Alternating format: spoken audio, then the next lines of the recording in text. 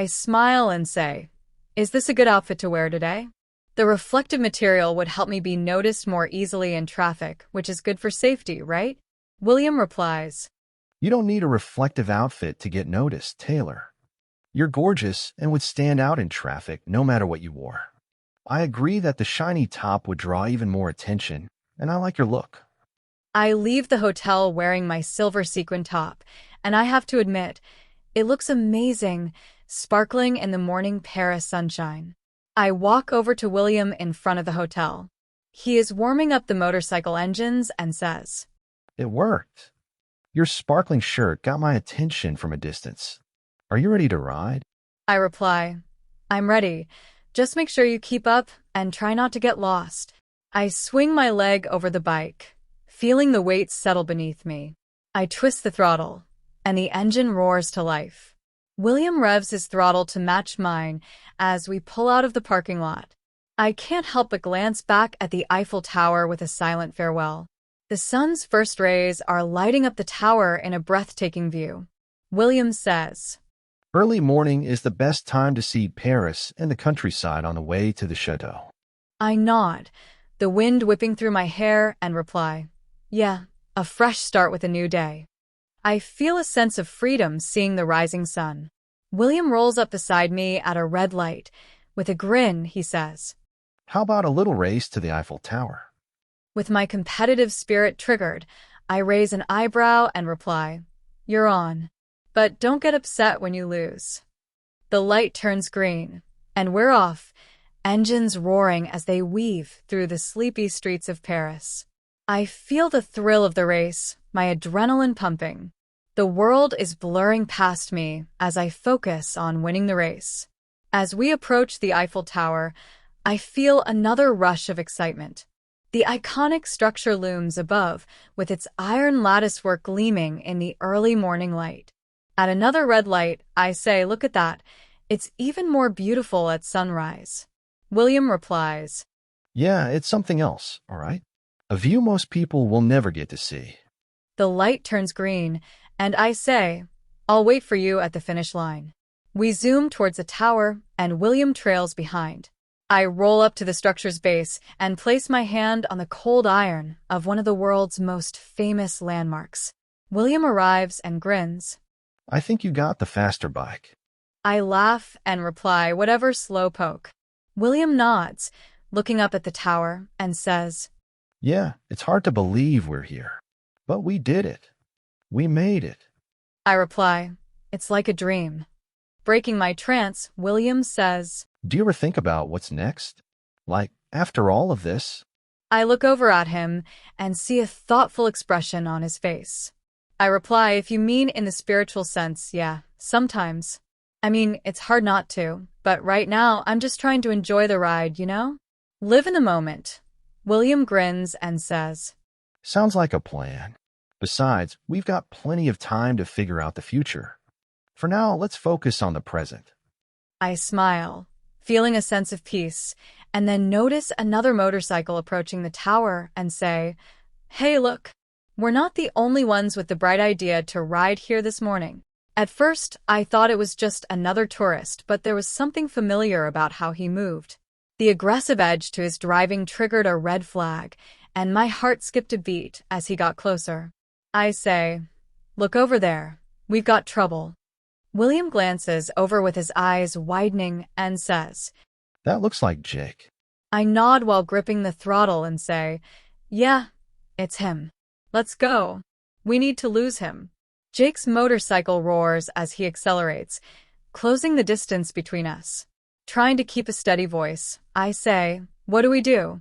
William glances around, scanning the streets, and replies, We can't outrun him in the streets, so we need to find another way to stop him. My mind raced with ideas, and then I recalled a movie where the getaway involved a train separating the good guys from the bad. I say, "Let's lose him at the train station. We can use the trains to block him." William replies, Great idea. Let's go. My heart pounds as I weave through the traffic, my eyes darting between the road ahead and Jake in my mirrors. He's gaining, tailing us with an intensity that is reckless to innocent people. I accelerate more, pushing my abilities and the bike to their limits. Still, Jake matches our speed, refusing to back down. We turn sharply down a narrow alley, my tires screeching on the pavement. I think we lost him for a moment, but then I hear the roar of his engine approaching before I see Jake turning the corner. We speed towards the train station entrance ahead. I glance in my mirror, my eyes widening as I see Jake closing in on us. His motorcycle weaves through traffic with alarming precision. I say, "We need to slow him down somehow. Do you have any ideas?" William replies, We can weave between the trains in the yard to slow him down. I nod, twisting the throttle as the engine roars towards the train yard. The entrance is just ahead, and William says, Stay close to me. We need to move together to lose him. We reach the station train yard entrance, slowing down just enough to navigate the maze of train cars, and I say, "He's still on us. We must lose him now." This way. William follows me through a narrow gap between train cars. I can hear the roar of Jake's engine growing louder, but I refuse to look back. I need to focus on the opportunity to escape. As I see trains arriving and leaving the station, I say, "I've got an idea. Follow my lead." I weave between trains and jump the tracks to the station terminal. The arriving and departing trains create a moving wall. Darting between the trains with little time to avoid a collision, we reach the other side of the tracks before the trains make a miles-long moving wall. Emerging on the other side, we see Jake between the fast-moving train cars, looking defeated. William says, You did it. He will be stuck there for a while. I took a deep breath I hadn't realized I was holding and said, "For now, at least. Let's go." William says, Great job back there. Let's find a place to hide and take a break. I feel the tension of the chase gradually melt as we leave the train station and city behind. The landscape of the French countryside is a welcome sight with its rolling green hills and charming villages. The sun helps warm me from the cold morning air. I glance over at William, riding beside me. His relaxed posture mirrors my sense of relief. I say, "This country is incredible. I can't believe we're here together." William smiles and replies, Yeah, it's a different world. Hard to imagine we were running for our lives in the city just moments ago. The road winds through picturesque fields and vineyards, creating a peaceful escape from the chaos we leave behind. William points in the distance and says, Look up ahead. That red barn. We can hide there for a while and plan our next move. I reply, "Don't you think we should keep going?" Jake is not going to stop to take a break. William glances at me and says, I think we bought ourselves some time, and blazing down a dusty road during the day leaves a trail to follow that can be spotted miles away. Trust me, Jake will be looking for clouds of dust from a hilltop. If we stop and hide for a while, Jake will not track us as easily. I reply, "That makes sense, and I could use a break." There's no way Jake expects us to stop so soon, and if he followed us down this road, he would probably drive right past us while we're hiding in the barn. Plus, it's so peaceful. We would hear his motorcycle miles away. We turn down the dirt road, leading to the red barn.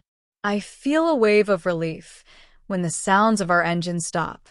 The charming country barn and its surroundings promise a peaceful rest, allowing us to plan our next move.